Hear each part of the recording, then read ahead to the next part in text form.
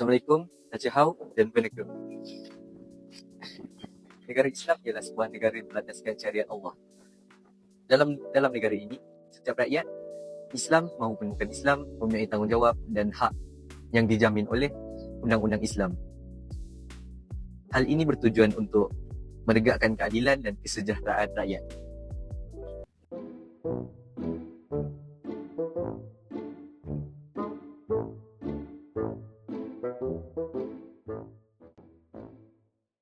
Tom, kau dah tahu kau nak undi siapa nanti? Oh, sudah tahu. Kau tahu tak, dalam Islam ni, kita sebagai rakyat berhak bersuara dalam memilih pemimpin yang adil dan amanah. Itulah yang dinamakan dengan syura, keputusan yang dilakukan secara perundingan. Wah, menarik ya.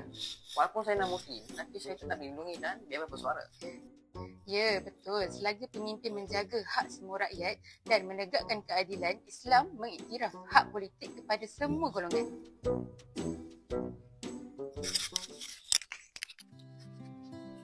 Sebagai rakyat, mereka berhak dalam memilih pemimpin.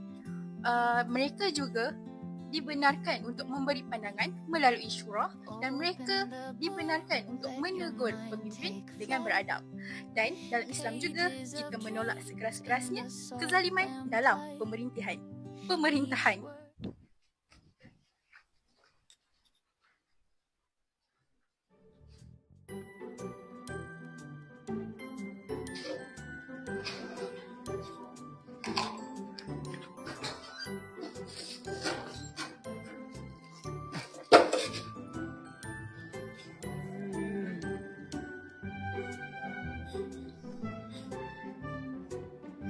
Encik lapar ke? Apa?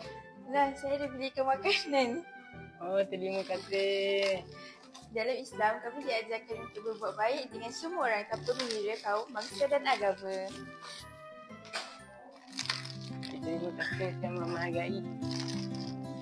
Dalam masyarakat Islam, hak sosial meliputi kebajikan, keselamatan dan kehormatan diri.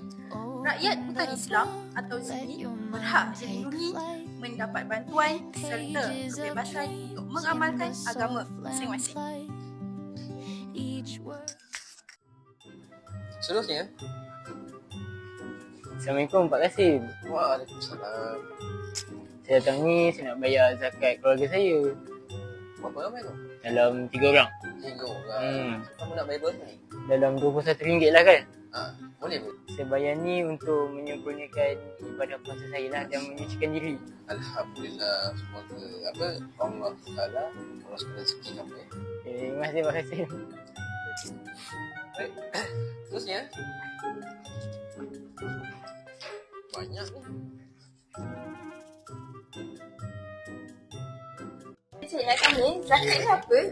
Zakat ni sebagai seorang Muslim, kita wajib bayar bagi membantu golongan yang lebih memerlukan.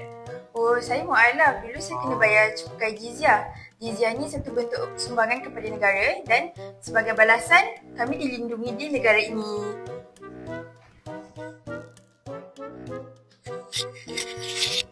Semua rakyat bertanggungjawab dalam mematuhi undang-undang, menghormati pemerintah, menjaga keharmonian serta tidak menimbulkan fitnah ataupun kekacauan.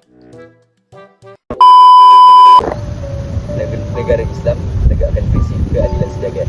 Setiap rakyat mempunyai tempat, suara dan tanggungjawab. Islam bukan hanya untuk orang Islam, tetapi untuk kesejahteraan seluruh manusia. Apabila semua rakyat memahami hak dan tanggungjawab masing-masing, maka terbinalah negara yang aman dan liberal.